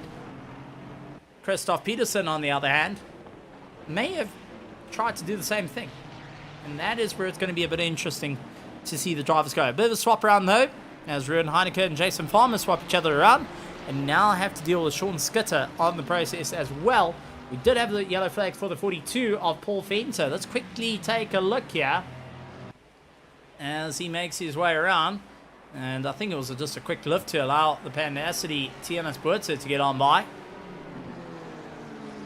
And that does seem to be the case. Paul Venter really slow on the anchors to just try and let everyone by into turn 1, not wanting to get caught out in any shenanigans and feature on his own show. So Gerrit van Zyl, with the likes of Andre Sorodio just ahead of him, still fighting it out, but we're starting to see some really scruffy lines starting to come through as the temperature now 13 degrees, 25 minutes separating them. As we do see Paul Venter this is Matthias Musa all over the back of Ryan Barrington-Smith. Now remember, Ryan Barrington-Smith has been on the same set of boots since the start of the race and loses out that position immediately, having Matthias Musa hunt down the inside through the Coca-Cola final corner. And now it's a dive heading into turn 1, and it does look like a beautiful pass for Matthias Musa. Got it done and dusted. Gerrit Bukes, though, had it absolutely grand, and next thing, just couldn't quite get his nose in. Ryan closing that door quite firm and ensuring that he ain't going to be having a little bit of a tough time out there. So Gerrit now keeping the pressure on to the Aston Martin, and he's got a fresh set of boots on his car. 32.9 was his previous pit stop, so he has got completely fresh tyres compared to Ryan. And they're going to fight it out. Sean Skitter gets past Ryan Heineke, though. Heineke dropping down that position as he tries to keep the momentum. We do see Paul Venter pulled into the pits. For another time round, Paul Venter in the pits. Dean Nokia, Christoph Peterson still needing to do their first pit stop. Brandon Kruger, Mordred Claessen's needing to get their final pit stop done. Tiernan Ilhoff running in 5th has got all these pit stops done and dusted. Henry Platt, Blicknote and Conor Bergstrom all needing to get their final pit stops done. So it does look like a bit of a move being done. And we do have Nico Safaris rejoining. Fantastic. Absolutely fantastic to see Nico Safaris will be rejoining and will be fighting it. Oh, man. That is a Mustang in it. Aston Martin, huge drift. Oh, boy. Wow, that was a big impact between the two. And Bucas then absolutely murdering the bottom of his car through the NGK chicane. But Ryan Barrington-Smith, give it up for the 74. Good thing he does a bit of rally racing in Sims because he had to utilize everything. I mean, take a look at this. Absolutely flat. And really booting his way through. Here's where the contact. Cross arm. Brings it back. Holy cow. What a ride. What a rush. What excitement. But definitely, tyres did not need that to help them keep going. Sean Skitter, though, onto the back of Jason Farmer. Griffin Sim Racing is about to get visited by the logistical nightmare racing Honda. Dives up on the inside line and books it past, but maybe too late on the brakes. No, it looks like it was okay. Jason Farmer stuck on the outside. Oh, man, the contact between the two of them. And Skitter long since into the grass. Ruan Heinekes will say thank you to that. Sean Skitter will come back onto the circuit, nearly underneath his very own teammate that's running in 2nd place. Man, oh man, Christoph Peterson did not enjoy that. Jason Farmer does let Sean Skitter go on by as a bit of a tip of the hat to say, sorry, buddy, did not want that to happen. But Sean Skitter nearly ended his teammate's 2nd place run, who's currently 25 seconds behind Dean Nokia, and Brandon Kruger has been slowly chipping away at that fight. The two Pandacity teams, Pandacity Tiernas Buerta versus Pandacity Gerry van Zyl, and Tiernas with a send gets it in, hooked it beautifully, and Gerry van Zyl, no answer for that, will continue on. Nico Safaris, though, gotta give it up for the guy, is back out on track. I always love to see it, and I always say, just see it to the checkered flag. Get it to the line. As Ruan Heineke goes venturing out wide, and the number 69 getting a yellow flag there. What on earth happened to the Ferrari? So Sean Skitter's behind him, and I've got a funny feeling he just had the rear kick out. Yeah, well, okay. The braking marker was 50 meters back that way, my friend, and Ruan Heineke found that out in quite a dramatic fashion. So got it back on track. Good to see it. Dean Nokia finally doing his first pit stop.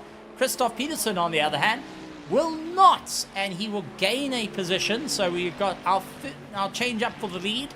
Christoph Peterson, who is now seeing the fight with Jason Farmer and Sean Skitter ahead of one another. Dean Nokia going and stretching his legs. Dean was only in for fuel, though. 12 seconds stopped in the box. 19 minutes and 55 to go. It is still a monstrous race all the way through, and our positions between one another are getting rather small, as we do see Andre Serodio dealing with Tiernas Buerta. Ferrari versus McLaren. Used to seeing this battle quite often, as Tiernas Buerta tries to look for the inside line on Andre Serodio. Runs out a little bit wide, trying to get the drive. They're going to go side by side, though, heading towards the Schumacher S's, and Serodio just cutting back in time to protect his line and forcing Tiernas Buerta back a little bit. And we do see behind Gerry van Zyl, there is Alan Patterson into the fray as well, who was really late on the anchors there, just trying to get some bit of momentum.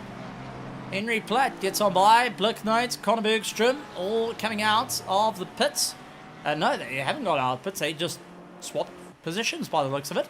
Maith Musa carrying on his drive. Serodio dealing with Tienes Puerta. Late on the brakes. NGK chicane gets it wrong in front of his own teammate. Kerry Footsale creates a bottle effect, and that immediately has Alan Patterson all over the back of him. Alan looking for the inside line, running right over the curbs as well, just to ensure it goes. This is actually the most aggressive I have seen Alan ever drive, ever. And I have commentated with this man. I have sat with this man for hours and hours and hours. I have raced against him. I've seen him race. But man, I have never seen him this wild in his passes. It's fantastic. Alan's got teeth. I love it. Absolutely love it. And we're starting to see it. He's got fangs of a wolf, and he's going to lay it into the back of Harry Funzale. The angry panda's going to have to get the elbows out here. No falling out of the trees. It's time to really get vicious. Oh, as he slides it out under braking. Alan forced to come off the throttle, slows down. That has caused a little bit of an opening for Tienes Puerta's radio to just get some way to carry on by. But this is brilliant. I'll absolutely love it. So Kerry Footsale, Alan Patterson fighting it out. Our top 7 now needs pits as we do see Bluchnote into the pits. That's going to make it 6. Serodio dealing with Tienes Puerta as they head through the NGK chicane. Well, heading up towards the NGK chicane. They are close to one another as we do see Tienes look for the inside line. He is really trying hard to get that pass down to Dusty. The Kerry Footsale, he might be also getting excited with his own teammate fighting it out, is having to just watch behind him and say, well, I've got an Aston Martin that's trying to do exactly the same to me. These drivers are absolutely hammer and tongs and is clean. I have to admit, this is clean, close racing. And none of them are going and holding anything back. This is absolutely bearing their fangs into one another as Tienes Puerta looks on the inside as Serodio gets a pass done. Serodio going for the undercut to get it past and does so. Kerry Footsale has Alan Patterson try and do exactly that. Alan's on the inside. He's taking the curb zone. Is it going to be enough? He does get the pass done as we do see Tienes Puerta and Serodio side by side as well just ahead. Puerta gets a little bit of an advantage over Serodio. Patterson gets a pass on Kerry Footsale, and that is our little fight. I mean, that is 11th, 12th, 13th, and 14th. And I've got to say, that's more entertaining than first. Great. Absolutely love it. Man, oh man. We are seeing teams and drivers really fight it out. And I don't know about you guys in the virtual grandstands, but I am on my feet with excitement, with absolute glee, with a smile ear to ear that will go and crack this face right open, because this is the racing we love to see. Hard action, nose to nose, not going and pushing each other. They do have those light touches, those little touches against one another, but this is racing of note. And this is what our pro division's all about. It's Serodio loses out the drive. Alan's now onto the back of him. Now the question is Alan going to bear fangs once again into the back of Serodio in the last 15 minutes of this race? And to recap, Christoph Peterson leads, still needing to pit. Dean O'Keefe needs one more pit stop. Brandon Kruger in third. Drake Clausen, Henry Platt, Conor Bergstrom, Myers Musa, Gerrit Bucas, Ryan Barrington-Smith in ninth. Blicknote. And then we get to this. Oh, man. The fight 11th, 12th, 13th, and 14th is absolutely wild. As we do see Alan goes late on the anchors into turn 1. Just couldn't cinch it. He tried. He desperately tried.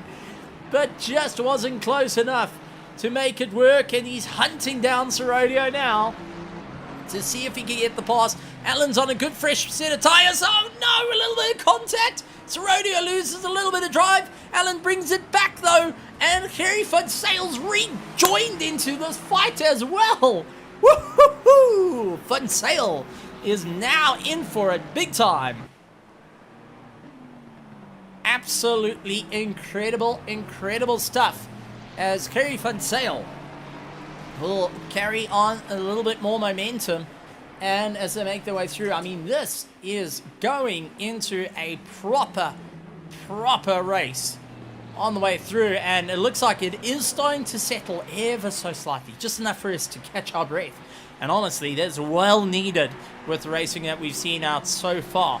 Nikos Forrest needs to do his final pit stop. Brandon Kruger, Mordred Claessens, Henry Platt, Conor Bergstrom, all needing to get their final pit stops. Dean Norkier needs to get his final pit stop, and Christoph Peterson is needing to get his final two as they fight on by. Alan Patterson now closing up the gap to Andre Sorodio. Project Vapor will start to feel the pressure from the PWSR, closing down at a rate of knots. And Kerry van Sale having Tian Elof having a look to try get on by. Mates on the anchors. And Tian will get a look on the inside as Kerry van Sale backs out of that one. Very clean. Very clean. Just trying to lay on by, but unfortunately throws Kerry van Sale about 2.3 seconds out of that run.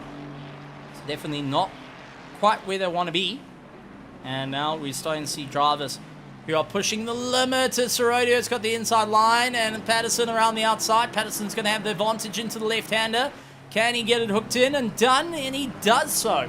Sorodio, on his final stop, did not take tires. Patterson did, and it's starting to show in this drive. Absolutely wild racing right the way through. Our top six yet to finish their pit stops. 7th, 8th, 9th, 10th, everyone except Nikos Varis, who rejoined after a disconnect, might I add.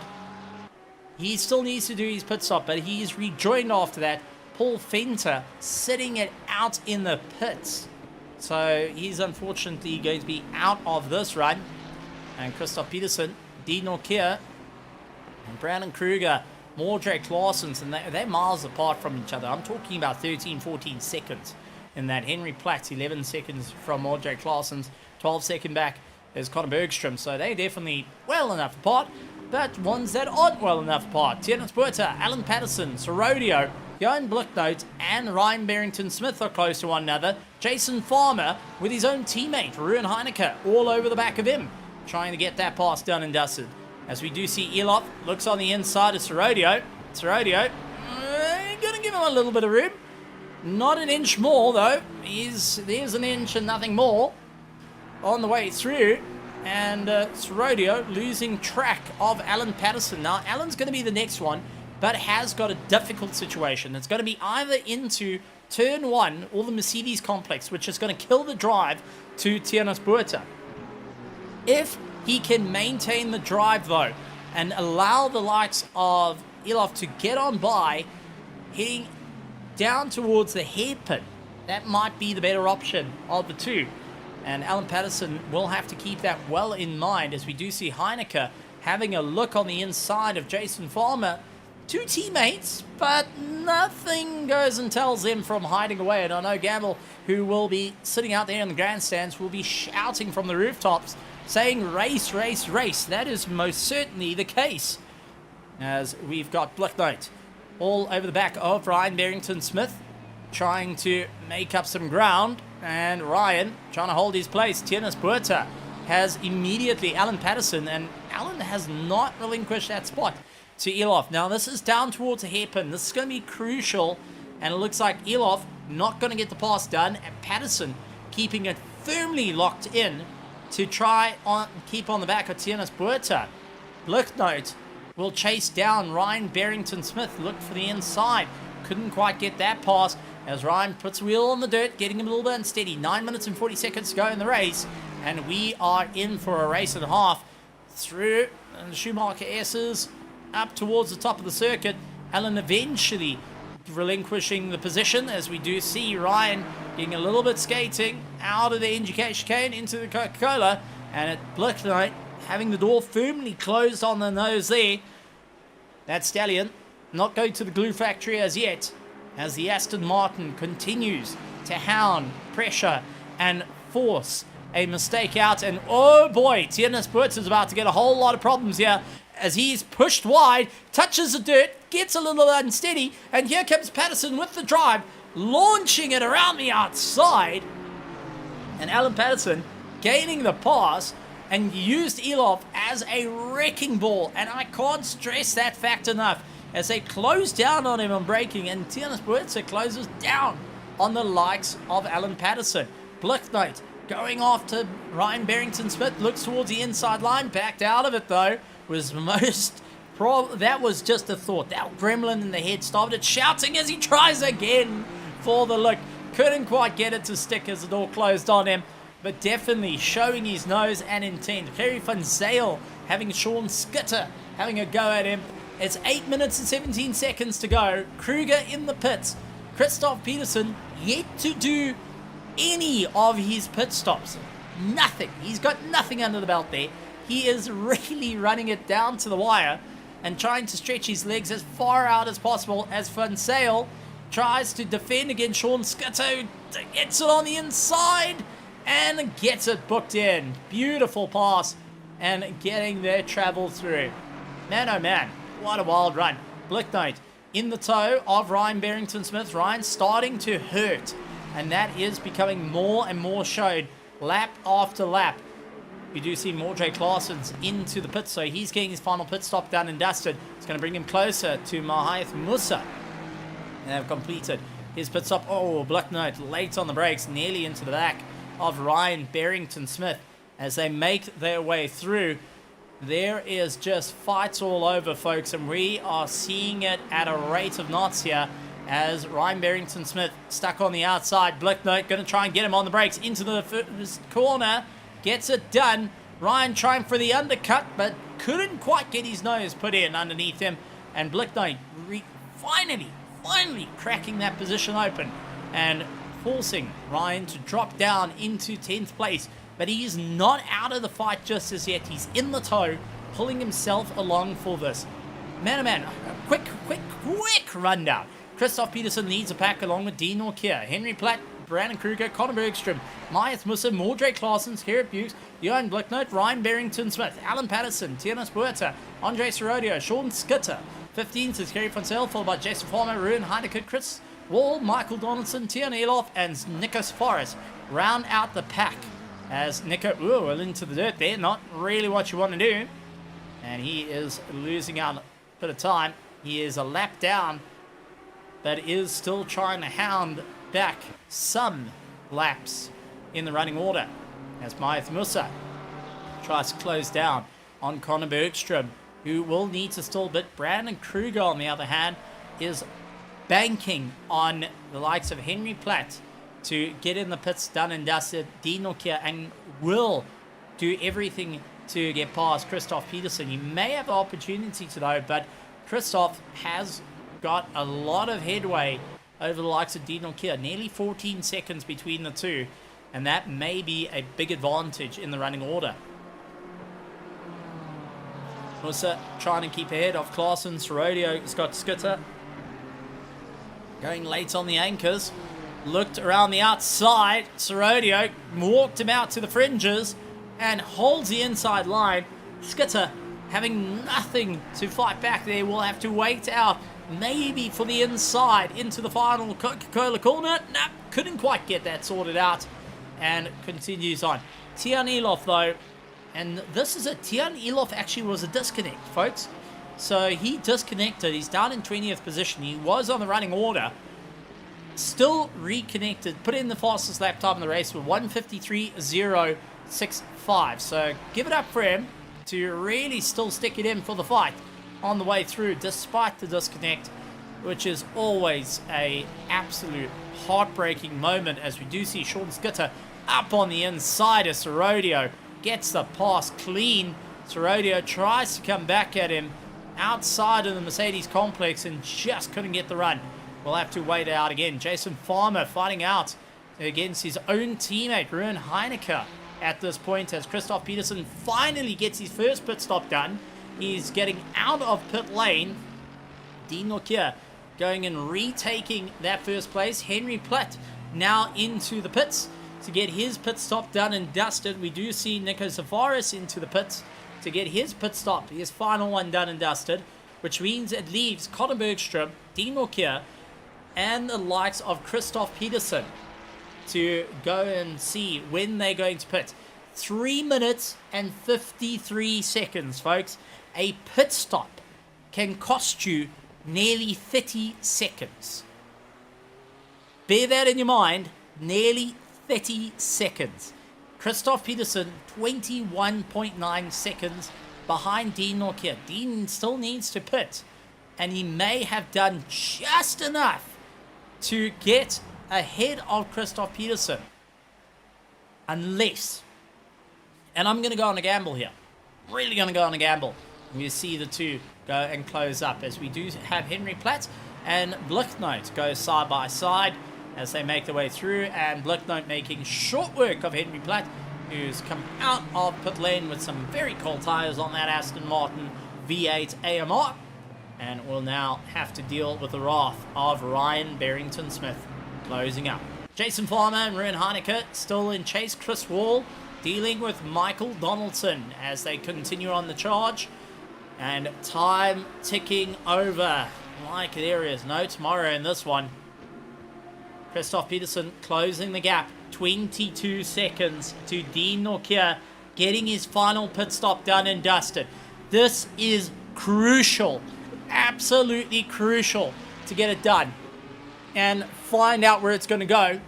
Dean Norkia making his way through. This is out of the Mercedes complex, so he has got a fair distance away. We'll continue on the drive. We do have yellow flags for Elof as he lets a number of the drivers through, and I think he's just run out of fuel. No, he's still going, or attempting to. He is up and going, yep. So he was trying to just allow drivers through. Brandon Kruger will take that second place, 45.3 seconds behind Dean Norkia. 30 seconds is the pit stop time. 30 seconds to make it up. Christoph Peterson exits the pits, and Brandon Kruger running in second place, 45 seconds off the back of him as they try and close that gap. Blicknote dealing with Henry Platt, giving chase to one another. I don't think the two teammates are going to risk their running order. They will continue on the drive. It does look like just trying to keep it nice and close, and they're not in for this fight. So Dean Norkia makes his way through as he makes his way around. The little triangle you see on front is where Dean Norkia is. He's coming up to the final corner, 1 minute and 8 seconds to go, and pulls into the pits late to get himself done and dusted. Now the 87 is what we're looking at, and that has just come through the final turn, and at the hairpin at the bottom of the circuit, making up a fair amount of ground here. Brandon Kruger in second place through the Schumacher S's, out of the Schumacher S's, just straight and fine. He is now trying to make up as much ground as possible to try close down that gap, as we do maintain the view of our track map, seeing the likes of Brandon Kruger trying to close down the gap. Dean Norkia now finally rolling out of the pits. Kruger out of the NGK chicane will get onto the main straight and will be within roughly 10 seconds of Dean Norkia, who is now clear out of the pits and will be holding the top spot. Drivers all looking for their opportunity here. Henry Platt has now got Ryan Barrington-Smith. Blicknote is out of the picture, and Platt now defending against the likes of Ryan Barrington-Smith, who's gone on a triumphant charge to go and move his way up in the order to finish in 8th with such a risky maneuver as Sean Skitter lands into the dirt. He's trying to make his way around and rejoining, losing out of position here. But Ryan Barrington-Smith on the charge, trying to make his way through the 111, looking to get another win underneath his belt. 10 seconds clear of Brandon Kruger, and Brandon 12 seconds clear of Christoph Peterson. Mahath Musa has got Mordred Clausen keeping him company. Herapukis in 6th. 7th is Jan Blicknote. Henry Platt has got the likes of Ryan Barrington-Smith and Donaldson and Chris Wall having contact at the bottom of the circuit. And Donaldson relinquishing the position Back to Chris Wall. Is he? No, he's still accelerating. So Donaldson, after that contact, trying to wait for Chris Wall and get some momentum back through and runs out wide. Chris Wall trying to come back. Oh, that was very close between the two of them. Chris Wall will fight it out, but these two are now charging to the line to try and get any sort of pass, and Dean Norkia takes the win here for round 5 of the RaceFace.Pro GT3 Championship. Brandon Kruger will take second place.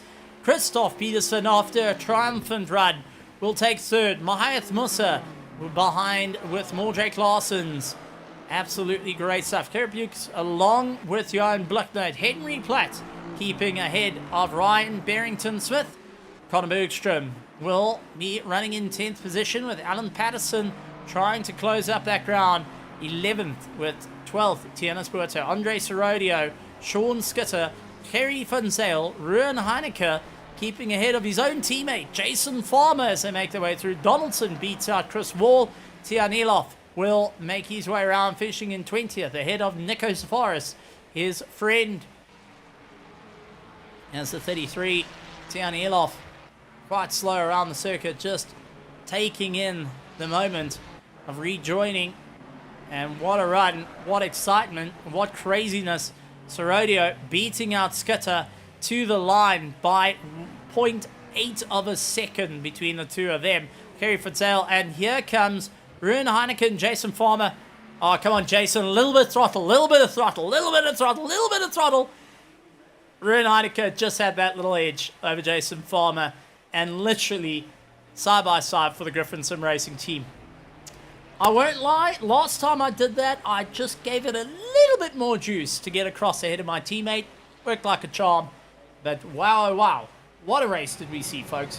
What excitement did we see here at RaceFace.Pro for round 5 of the championship. And man, oh man, what an exciting time for all of it. So I've got to say, that was wild. Absolutely wild. Impressive, I've got to say, impressive driving has come from Alan with that, getting his teeth out in a fight. Ryan Barrington-Smith doing a strat unheard of and finishing up in 9th position, chasing down 8th, is just exciting to say the least. And this is what we've come to expect from the entirety of the championship, as drivers have really pushed the boundaries of where they can go, how far can they go, and where these cars are going to be making their way in through the order. So great stuff. And I gotta say, I'm completely out of breath after that one. That is for certain. So we're gonna have a chat to a couple of our drivers before we finish up for the evening, and let's bring in our 3rd place, Christoph Peterson in the Mercedes. Christoph Peterson, welcome to the commentary box, and wow, what a race. I mean, late strat on your side, the double pit stop, double stacking right at the end. I mean, take us through it. Yeah, and I've never done that before, actually, and it was a really weird situation in the middle of the race because there were so many blue flags that were faster than me, so I had to think about how do I let them through without losing so much time. But in the end, I was surprised that I was still P3 because I thought I lost too much time, and the no tire strat wasn't that great because I also had graining on all tires. But I'm very happy with this podium. It was a bit unexpected. Absolutely great stuff. And I've got to point out, it seems like over the course of the championship, you've really gotten to grips with the likes of the Mercedes over your usual Honda, trying out new strategies. It seems to be paying off a little bit as well. I mean, take us through. Is the Mercedes just helping you out through this? And how do you feel being 3rd in the championship, maintaining some points to fight it out to the end? It's definitely a difficult car. It's a challenge, and I think I'm growing through the challenge. I'm not sure if I will like stay with the car in any other series because it's very hard sometimes, and sometimes practice isn't as enjoyable as in the Honda because on some tracks I don't enjoy lapping the Mercedes so much. But I think I've done well. Like I'm a bit off my Honda time still, like several tenths sometimes. So maybe I could have done more in the Honda, but I'm happy that could drag that thing to P3 and that I'm still kinda in contention, even though Brandon and Dean are clearly faster on most tracks. Well, there's still lots in the championship and still lots to go. Well, any closing thoughts from your side to our amazing partners here at RaceFace.Pro, to all the drivers and teams that have obviously kept you guys busy? I mean, the whole logistical nightmare racing team had a race this entire way through, and also to just those amazing fans that I'm sure that you saw standing on edge, going and shouting across the circuit. I mean, they were here from the early morning where you were going around to absolute racing at the end, just cheering you guys on. Yeah, keep flying around the virtual world and support us. I'm enjoying it, and see you next race. Absolutely great stuff. Christoph Peterson of Logistical Nightmare finishing up in third place and keeping his championship hopes alive. But let's bring in second place Brandon Kruger. Brandon, absolutely fantastic to have you in the box.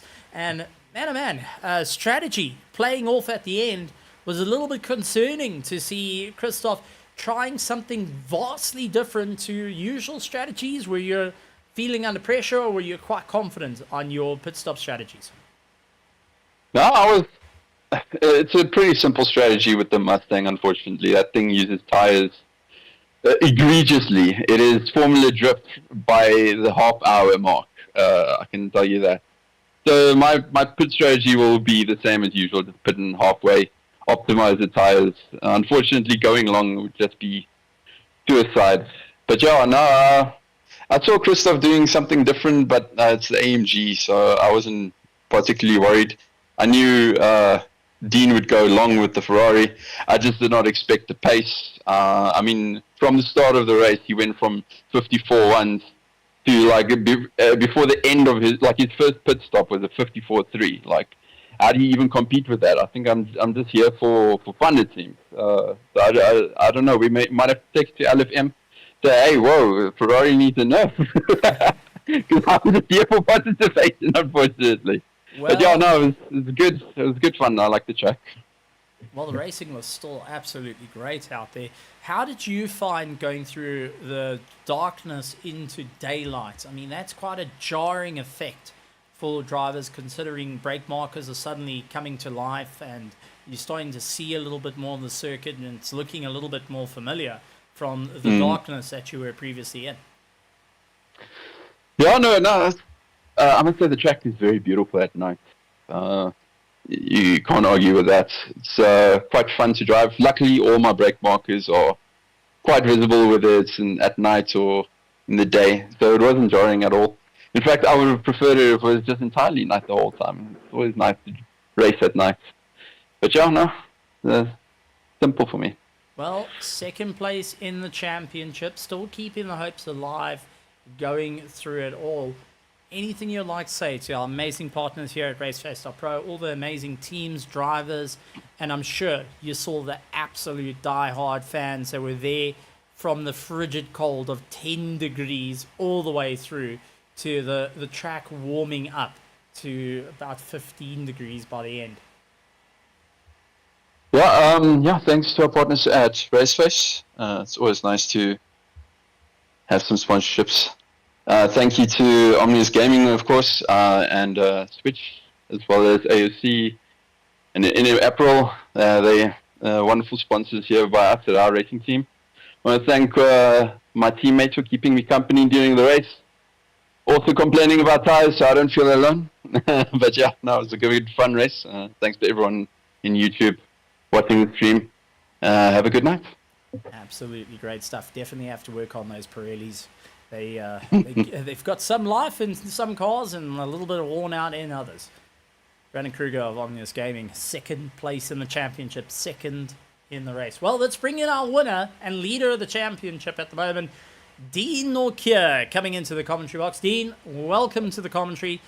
Somewhere that you're actually rather familiar with, competition, saying the Ferrari just had the legs on tonight, but it also looked like he had a difficult time at the start of the race. Take us through it. Thank you very much. I really appreciate it. Yeah, look, I have to admit this is probably my most favorite track. There's only a few tracks that come from Gran Turismo as well, so this is one I've done a ton of laps of, especially with tire saving lines around this track. So yeah, maybe the Ferrari is a little bit 5 or 10% better on tire than maybe a few cars on the grid, but not all of them.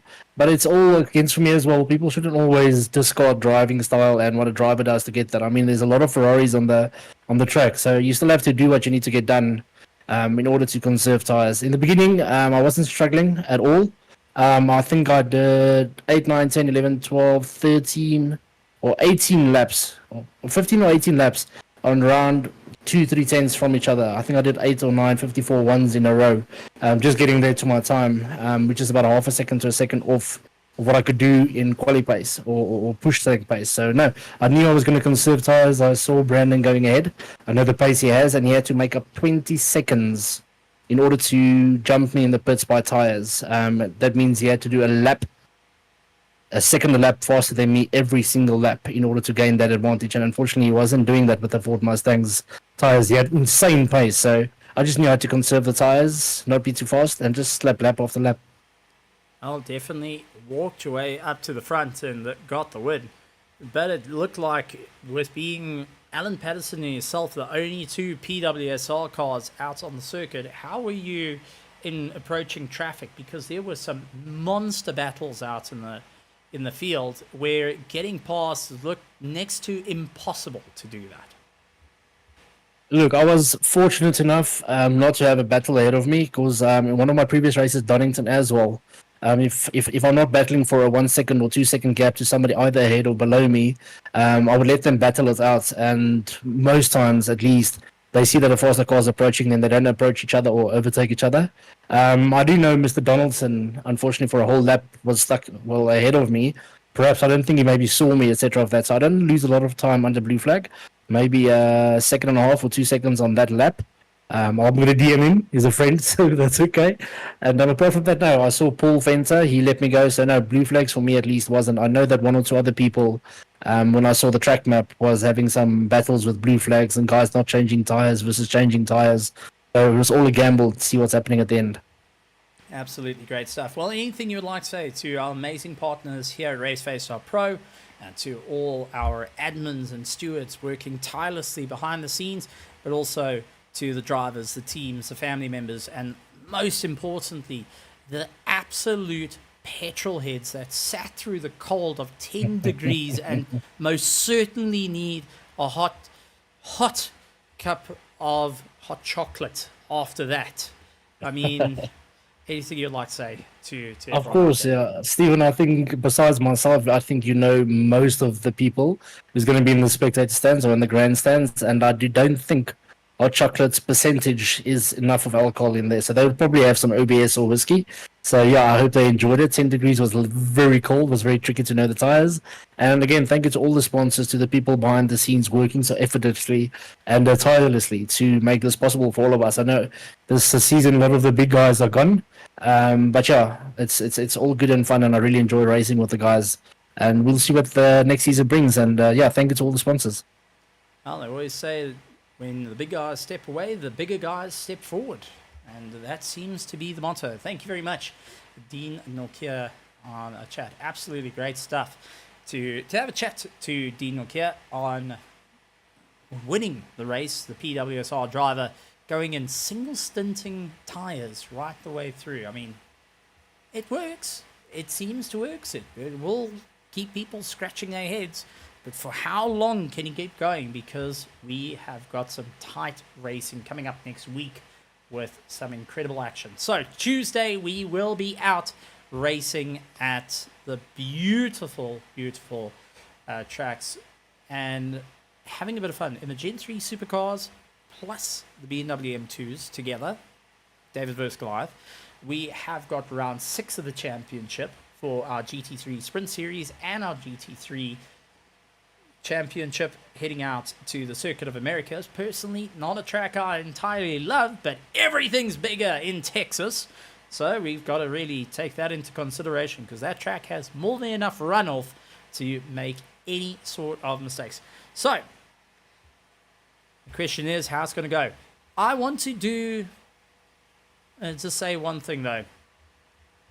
Well done to Alan Patterson on getting your teeth out. The most I've ever seen him aggressively go for passes ever.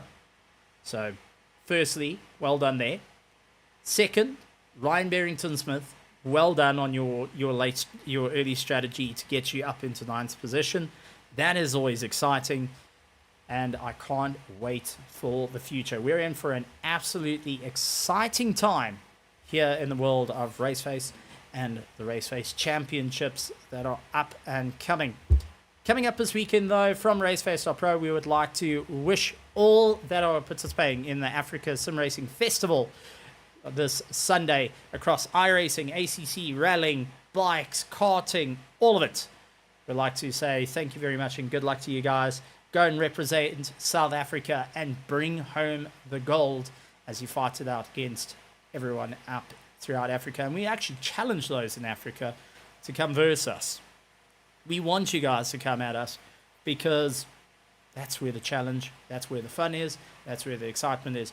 And you'll catch it, your very own talent here at RaceFace.Pro. Tristan Herbst will be on the mic for the Seta Corsa Competizione PC division. So he will be bringing you all the action live in an event under MSA that is in partnership and associated to FIA. So the very first time for him, going to be taking us through all the grand stage and to the drivers that are fighting out there.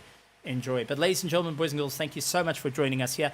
Make sure you hit the subscribe button, hit that bell notification icon, leave a like, and let us know what was your most exciting part of this race, because I've got a list that I've got to check twice before I can even say it. But thank you very much for joining us here in the RaceFace.Pro.